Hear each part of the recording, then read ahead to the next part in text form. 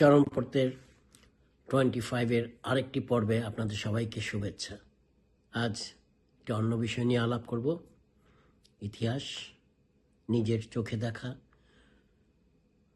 বঙ্গবন্ধুকে সপরিবারে হত্যা করার পর সবাই বলেছিল, যারা আওয়ামী বিরোধী, স্বাধীনতা বিরোধী, যে বঙ্গবন্ধু মারা যাওয়ার পর কেউ ইন্নালিল্লাহ বলেনি, তাকে দেখতে কেউ আসেনি, তার জানাজার লোক সমাগমও হয়নি। এই অপপ্রচারটি তারা করেই আসছে বঙ্গবন্ধু মারা যাওয়ার পর থেকেই। কিন্তু মানুষজন বের হবে কি করে? রাস্তায় ট্যাঙ্ক, অস্ত্রশস্ত্র নিয়ে সবাই ঘুরছে, তো মানুষ ভয়ে বের হয়নি। আতঙ্কে ছিল, বাইরে আতঙ্ক থাকলেও ভিতরে মানুষের রক্তক্ষরণ হচ্ছিল, চোখের পানি ফেলছিল বঙ্গবন্ধুর জন্য, জাতির জন্য, সর্বকালের সর্বশ্রেষ্ঠ বাঙালি। তা আমি একটি কথা উদাহরণ দিয়ে বলবো এখানে, যে আমার নিজের চোখে দেখা। আপনারা জানেন, বঙ্গবন্ধুর পুত্র শেখ কামাল ছিলেন আধুনিক ফুটবলের রূপকার এই উপমহাদেশে। তার নিজ হাতে তৈরি ক্লাব ছিল আবাহনী ক্রীড়াচক্র। 1974 সালে সে আবাহনী ক্রীড়াচক্র লিগ চ্যাম্পিয়ন হয়েছিল, ঢাকা ফুটবল লিগের। আবাহনী উপমহাদেশের একমাত্র দল সেই সময়, যারা বিদেশি কোচ নিয়ে এসেছিল এবং ওয়েস্টার্ন স্টাইলে, ইউরোপিয়ান স্টাইলে তারা ফুটবল খেলত।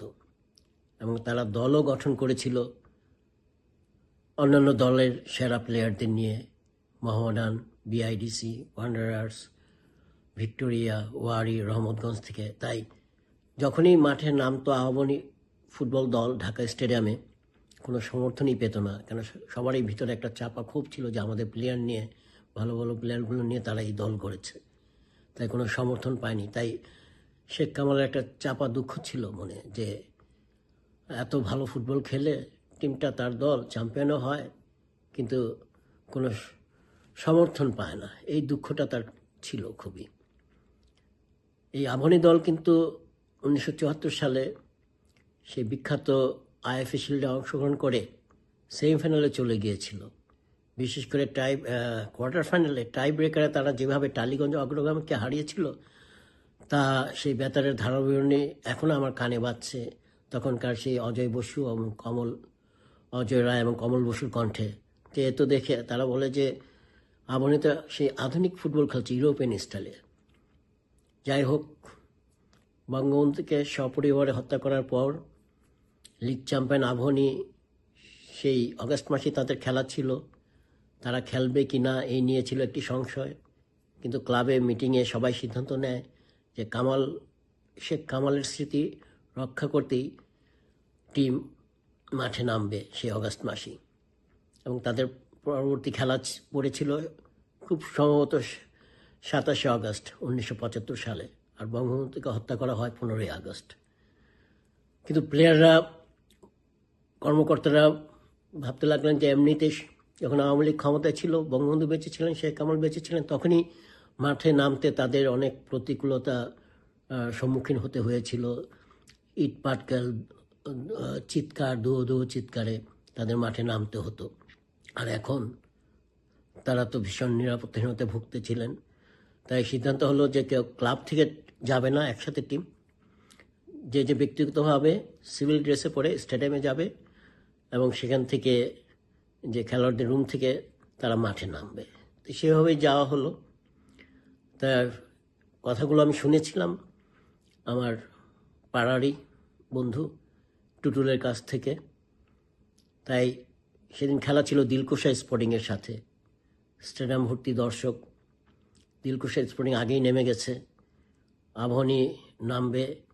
প্লেয়াররা, তাদের তখন খুবই ভিতরে একটা ভয় ভাব কাজ করছিল যে কী ধরনের রিসেপশন জানি তারা পায়। এমনিতে তারা অনেক ধুধো পেত, ইট পাটকাল নিক্ষেপ করা হতো, আজকে জানি কী পাবে তারা। তাই দুরুভক্তি সবাই যখন স্টেডিয়ামে নামা শুরু করলো, অবাক করে দিয়ে পুরো স্টেডিয়াম দাঁড়িয়ে গেল করতালিতে, যা কখনো আবাহনী পায়নি। এ থেকে বোঝা গেল শেখ কামাল, বঙ্গবন্ধু, আবাহনী বাঙালি হৃদয়ে জেগেছিল সবসময়।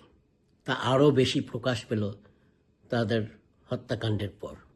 তারপরেই সে আবাহনী আর পিছনে ফিরে তাকায়নি, বাংলাদেশের অন্যতম জনপ্রিয় দলে পরিণত হয়েছিল এবং শেখ কামালের স্মৃতি তথা বঙ্গবন্ধুর স্মৃতি রক্ষা করে চলছিল।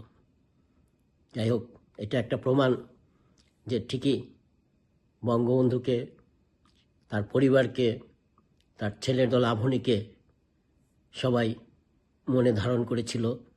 আবাহনীকে সমর্থন দেওয়াই ছিল মনে হয় শেখ কামালকে সমর্থন দেওয়া, বঙ্গবন্ধুকে মনে রাখা। আজ এই পর্যন্তই। এরপরে আরেকটি পর্ব নিয়ে আসব। সবাই ভালো থাকবেন।